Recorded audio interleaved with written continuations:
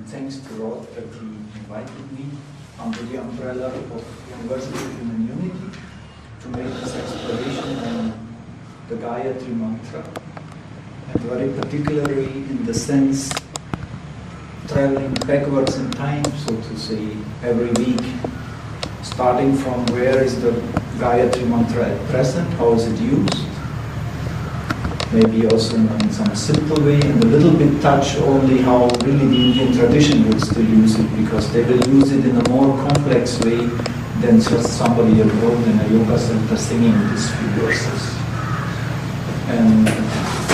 But the idea is, where is it really coming from?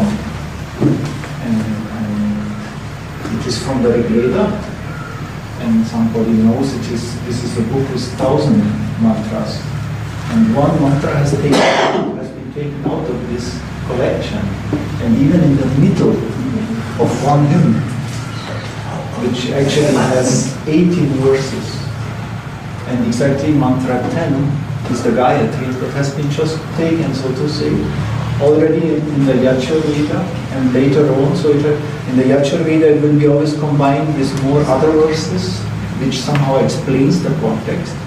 But as it has come down to us now in the Gayatri, and to most of the students nowadays, they will just know the Gayatri, and some masters are always appreciating it. The gurus of the last century, they also say it is something really special.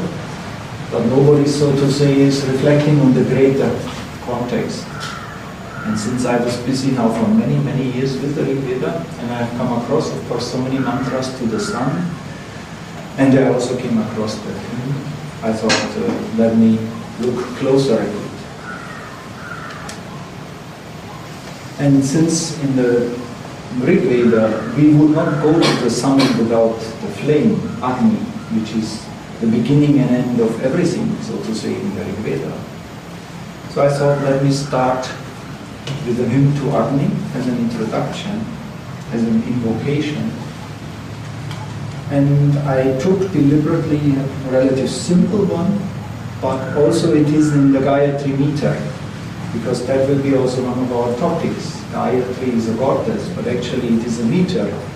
And in the Veda you will find thousands of verses in that meter, not just the one Gayatri. So it is in that meter, and I have chosen also deliberately a hymn by the Rishi Vishwamitra from his book, because he occupies one book of the Rig Veda, book 3, with 62 hymns.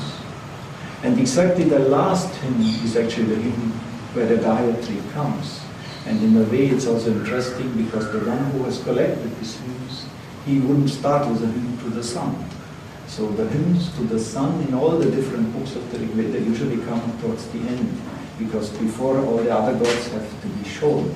And first of all, Usha, the divine dawn, because without the dawn, the sun is not arriving. She is preparing the path for him.